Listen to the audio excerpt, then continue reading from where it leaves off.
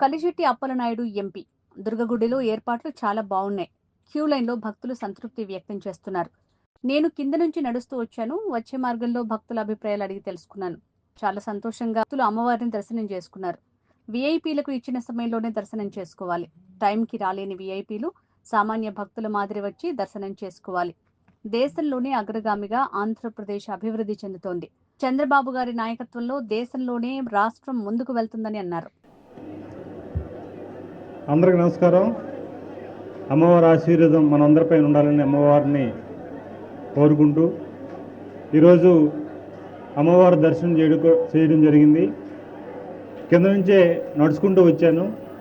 భక్తులతో కలిపి రావడం జరిగింది.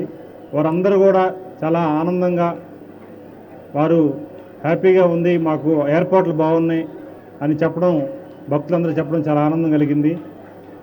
చంద్రబాబు నాయుడు గారు ముఖ్యమంత్రి అయిన తర్వాత, 4వ ముఖ్యమంత్రి అయిన తర్వాత గత ఏడాది మనం చేసుకున్నాం, రెండోసారి మనం చేసుకుంటున్నాం. ఈరోజు ఎన్డీఏ కూటమి నాయకత్వంలో ఇక అమ్మవారు ఈ జాతర బ్రహ్మాండంగా జరుగుతుంది. ఒక పక్క విజయవాడ ఉత్సవాలు జరుగుతున్నాయి, ఇంకో పక్క అమ్మవారు పండగ జరుగుతుంది. అయితే ఈరోజు ప్రతి ఒక్కరు కూడా, భక్తులు కూడా చాలా ఓర్పుతో అందరూ కూడా అమ్మవారు దర్శనం చేసుకోవడానికి రావడం, అలాగే మధ్యలోంట యంత్రాంగం అంతా కూడా, నిర్వాహకులు అందరూ కూడా వాటర్ కానీ, లేకపోతే వారు మజ్జిగ కానీ, ఇతరత్ర సౌకర్యాలు కూడా వారు కల్పించడం చాలా సంతోషం. అందుకే భక్తులు మనోభావాలు ఎలాగున్నాయి, భక్తులు ఆలోచనలు ఎలాగున్నాయి, ఏర్పాట్ల పట్ల భక్తులు ఏ రకంగా మాట్లాడుకుంటున్నారని వాళ్ళతో కింద నుంచి వరకు కలిసి రావడం జరిగింది. సో వారందరూ కూడా చాలా ఈసారి ఏర్పాట్లు బాగానే ఉన్నాయి, మాకు చిన్నవి తప్ప మిగతావన్నీ కూడా బాగానే ఉన్నాయి అన్నారు. సో అలాగే మనకి పూర్తి అయ్యే వరకు కూడా భక్తులందరూ కూడా చేయాలి. అలాగే అతి ముఖ్యంగా విఐపి దర్శనాలు మాత్రం దయచేసి యంత్రాంగం కానీ, లేకపోతే బోర్డు సభ్యులు ఏదైతే సూచించారో ఆ సమయానికి వచ్చి దర్శనం చేసుకోవాలి. ఒకవేళ దర్శనం చేసుకోవాలనుకున్నా బయట నుంచి సామాన్య భక్తులు ఏ రకంగా దర్శనం చేసుకుంటున్నారో మనం కూడా అట్లా దర్శనం చేసుకుని రావాల్సిన అవసరం కూడా ఉంది. ఎందుకంటే మన భక్తుల ముందు మన గౌరవ ముఖ్యమంత్రి గారు చెప్పినట్లుగా మనం సామాన్య భక్తులకి పెద్దపీట వేయాలి, వాళ్ళకి అసౌకర్యం లేకుండా జరగాలనేది వారి సంకల్పం.